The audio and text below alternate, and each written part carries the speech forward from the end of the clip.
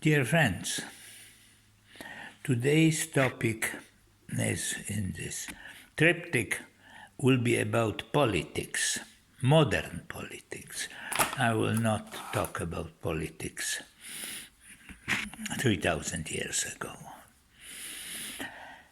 I think that interests you more. Well, essentially, politics are completely interconnected with economy and with corruption, but that's already I talked. Economy will be at the end. So politics is kind of what joins corruption with economy. What essentially the politics is doing, politics it's on the variety of level. It's essentially the power structure. Though it has nice names and democracy and people and this and that, but essentially it's all power structure if we drop this various decoration. Essentially we talk about at this point, the most dominant form of political system is more or less dictatorship, or as like they say, strong men, if they want to not use such words because the countries are called democracy, so the media try to whitewash it a little bit. But it is a dictatorship because the biggest country of all and soon the biggest economy and biggest military power, that is China, is, it's called communist country, but has as little to do with communism as black hole with pumpkin which is on the table, or maybe they have even more together, is China and Russia. Well, of course they have elections and stuff, which is quite irrelevant, and opposition. In Russia they allow also certain demonstrations. It's a little more kind of loose.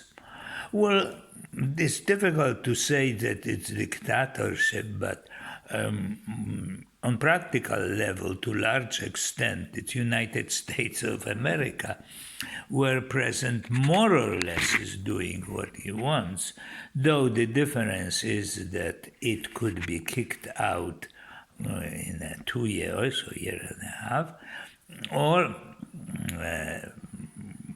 the worst case lasts 6 more years, which is not the case of China and Russia. The strange, another big, powerful country is India, which is more or less election is more or less democratic. However, there is such a powerful religious and nationalistic brainwashing that the present leader, Modi, basically can do whatever he wants. So I will call it there is a number of semi-dictatorships. The next one is also a big country, is Brazil, which has this pretty insane, crazy guy, or another big country, Philippines, which is another case, whatever his name is. In Brazil is Bolsonaro, in Philippines, I forgot the name. It doesn't matter. You could check it on the internet. And then we have Turkey, and of course, a complete dictatorship, which is Iran, it's a theocracy dictatorship, theocratic dictatorship.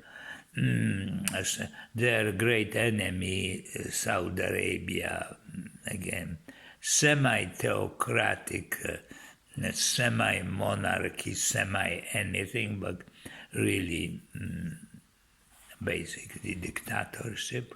And I could go to smaller places. So that's one, the most important political vision.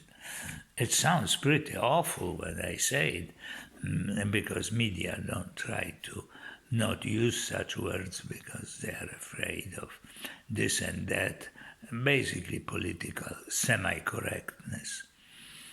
What else? Now we have the countries which they do have a democratic elections, but they are supremely nationalistic, like Poland, Hungary, Israel, a bunch of this kind of things. Usually they are, if you put them right and left, there will be on the right side. And they are the more, and the crazy country, which is the United Kingdom, which you don't really know what's going on. Neither they do. Yes, my dear British listener, you know it better than me. And they are the relatively what we consider democratic countries, like Germany, France, Spain. Some, it's very difficult for me to talk about African countries because media are not pretty interested. You only hear about some major disaster which happens there, and they are more democratic. South America, and of course Canada, very democratic, kind of balancing between liberal and rightist. So that is another large group of countries. On the left side, really the ruling politics are nowhere. Well, you may call Cuba leftist because Venezuela, with its another character, Maduro, difficult to. Marx will turn many times in his grave if we'll hear that that's supposed to be Marxism, what's going on in there.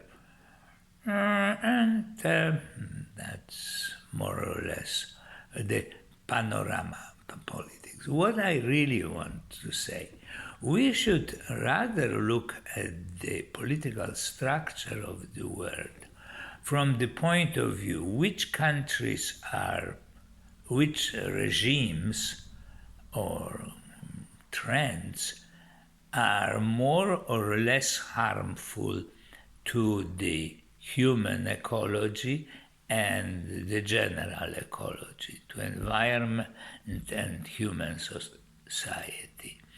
And you will not find too many of those except of a few Scandinavian countries and Finland, say, the Nordic few countries, which seem to be more aware of what's going on and seem to genuinely try to prevent the ongoing ecological disaster, but they are meaningless. They are little population, even if they don't produce too much junk and destruction into environment. They don't pay. They are simply to be admired, but not to have a real impact. Oh, New Zealand is one of those, but not their neighbor Australia, which is pretty good into pollution, etc. So how it connects with corruption? Well,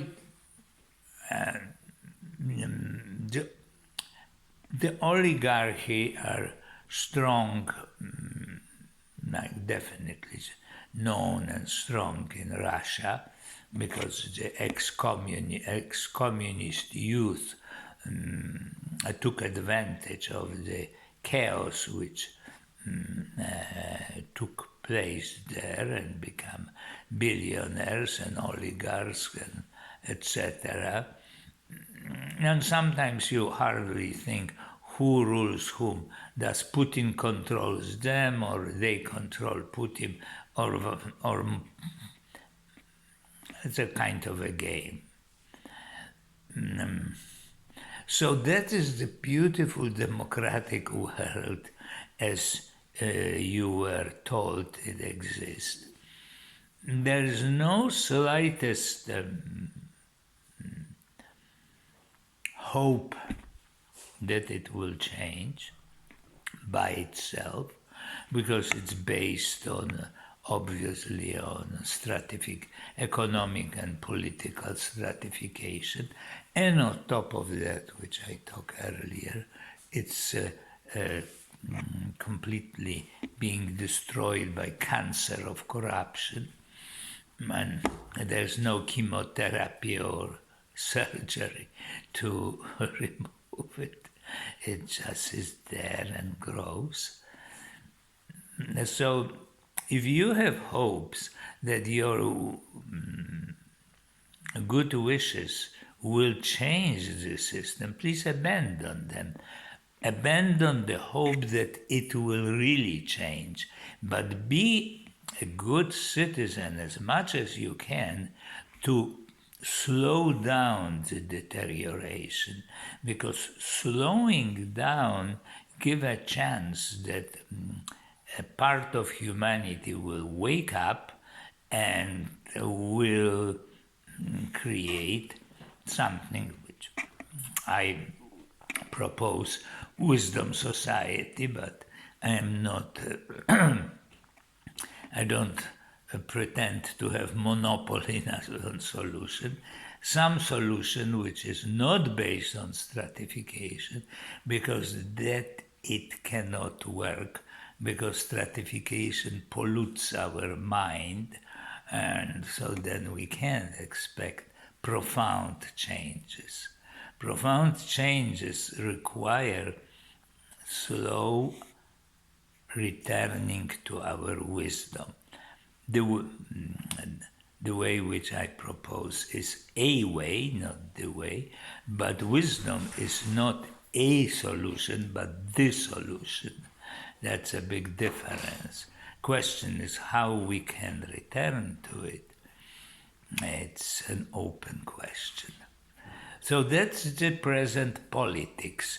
In a summary, what I want to say, that obviously it makes sense to go for something which is more sane, more slow, something slowing down the process of destruction. Slowing down, that's quite important. But don't believe at the same time that slowing down, that a miraculously stratification suddenly wake up by itself, as some people believe that people suddenly wake up and become enlightened. Good luck. Doesn't work that way. It took 1,000 years to ingrain in us, and it will take a while and effort to clean our minds and liberate mainly our science from the strongly ingrained concepts, and there we can probably find solution. Okay? That's the way I view it. And I'm not trying to say that it is the best way, but I have a right to propose it. So, until next time, have a good time, enjoy your life, and try to do the best you can not to destroy this world. Goodbye.